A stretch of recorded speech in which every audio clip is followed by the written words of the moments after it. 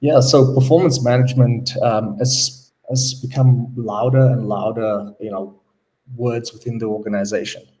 And the traditional approach was generally just done because we needed to do it, and we have something that we can say this is the reason why we gave you a bonus or why we gave you an increase. So it was a very reactive way of doing things in terms of managing performance. But you weren't really managing performance.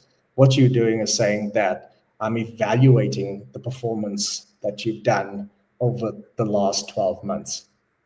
And that hasn't been a great way in which companies have operated. And a lot of companies have changed the way they do that.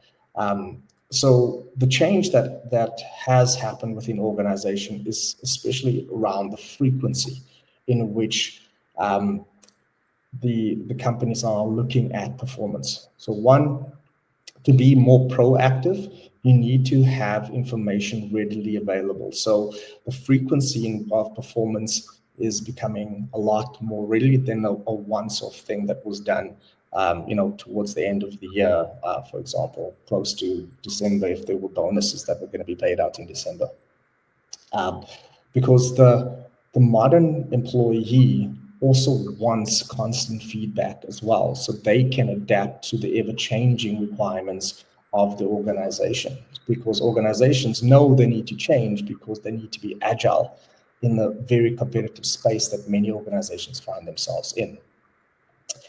In the past as well, a lot of companies have this rating scale as to you got a 4 out of 5 or a 3 out of 5, and in many cases, it's been very demoralizing to to employees, and they wanted to know how is there a better way of actually doing that. So companies are doing far more skills assessment to make certain that the person has the necessary skills for them to achieve the performance that the organization needs, because we're no longer thinking about performance in the old sense in terms of, did you achieve the goals that we set out 12 months ago?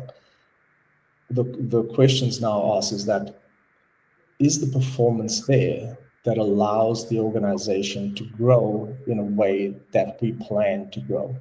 And if not, what do we need to do to get you there? Whether it be, training that you need to attend, is there mentoring that you need?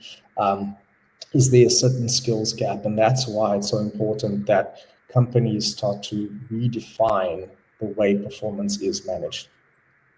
And again, before we actually look at what the employee is doing, we need to determine what are the business outcomes? What do we want as an organization? What are we trying to achieve over the next year, 2, 3, 4 years? Once we've defined that on a strategic level, we can then go backwards and say, what do we need to do to get the performance out of the employees to drive the growth that we're looking for on a strategic level? And that's the general change within companies and the way they manage performance.